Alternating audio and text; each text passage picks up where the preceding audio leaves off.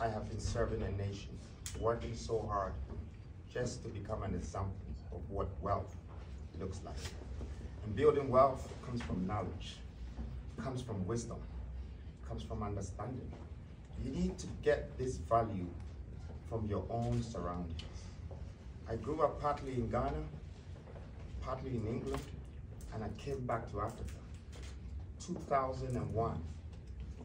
Unlike Martin Luther, I did not have a dream. I had a vision. I started watching the youth and the streets and the roads, the rules and the regulations, the conditions and the constitutions that is stipulated and embedded on us as Africans. I had to walk on a different path, and I was alone. My investment on the roads became a landmark. And whatever I invested on this landmark is a footprint. I am here for a legacy. I am part of your historians. That I know many people want to see the true side of me. I know you know Nana Kwame Bediako, but I know you're still looking for Freedom Jacob Cesar. Yes, I am rechristened and I'm here. I'm not here to take your value. I'm here to add value to you. I discovered that the land that we belong to had so much wealth that until we turn it into our own, our economy will never be sustainable. And we cannot forever live in our countries with a box economy.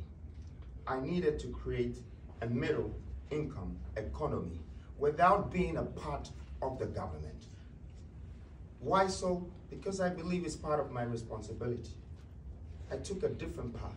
My movements, my foundation, my groups, and all of this have acquired some wealth. But the wealth that I reimbursed back into society, it has become a part of my mission to make this change. I believe that I belong to Africa. I am a son of this soil, and I can add value to humanity. And I came here to do that. I came here to add value to this world and to nature.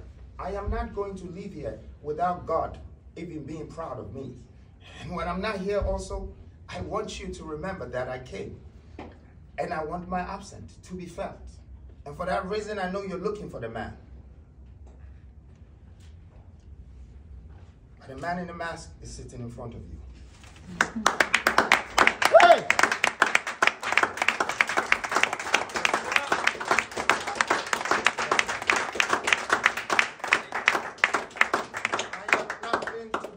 Of. I came to you as your salvation. I don't invest in myself alone. I am investing in you. And truly, these innocent leaders sitting beside me, of course I will not go to them and tell them that, hey, I am a man in a mask and I want you to come to Ghana to support me to do this and this. And this man of this dignity and this woman with such power will say, yes, I'm going to follow you to come to Ghana to do your convention and all of that. No. It is part of the movement. We need to educate. We need to uplift our children. We need to voice out to them. If you are about to find out about this man in the mask, because I never spoke a word, you were looking for me. I didn't tell you whether I am into politics, whether I am an evangelist, whether I am a conventionist or a revolutionist. After this day, you will have to wait for me to share my policies and my visions with you. And if I'm the reason why the country or the government is not happy about these great voices coming to educate not only Ghana, but also Africa, then I'll take this moment to sacrifice myself, to unveil myself, because I have much respect for these great leaders beside me. It would have taken my own time to tell you that I am. But for this very moment, I am sacrificing myself to let you know that I'm that man. But I'm that man with a good purpose, with a great vision. I have a plan and I have a vision for this nation. And not only this nation, I have it for Africa too.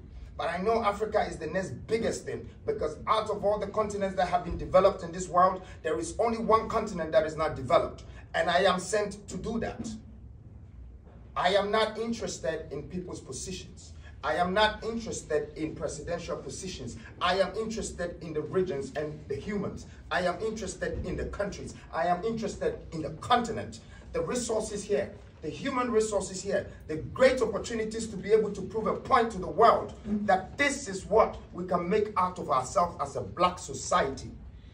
We have been doomed and disrespected and devalued by everybody in the Western world.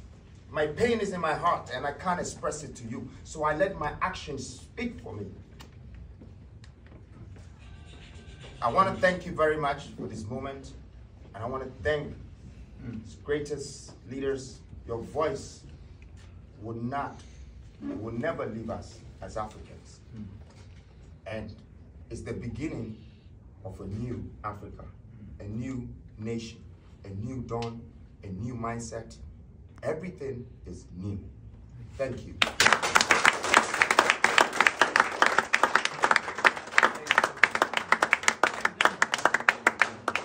won't take any question, but I can tell you, and I want to openly thank Mr. Bediako for taking a chunk of young leaders from Nigeria to come over here, including myself. You know, I can tell you that we will support you from Nigeria. South Africa will support you.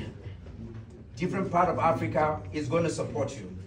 Like Mr. Bediako says, when we find vision, we will do everything to ensure that vision is lifted in Africa.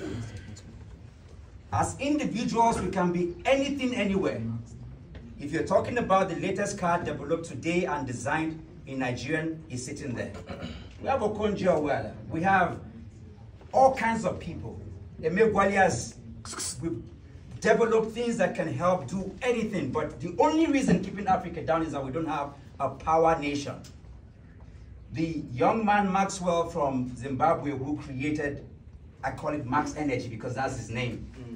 They sent scientists from Europe, they came and validated, yet it's almost, England is what it is because of our scientists. Israel is what it is because of our scientists. Same with America. On the strength of this man's invention, Africa should be on, but on whose shoulder? Because Nigeria is groveling. There is no power nation of which these individuals are going to sit. I want to say to you, mentors, that we see as young people, I'm standing by him to say, we see that very clearly. We own the vision. And upon this foundation, Africa will be built. Rise to your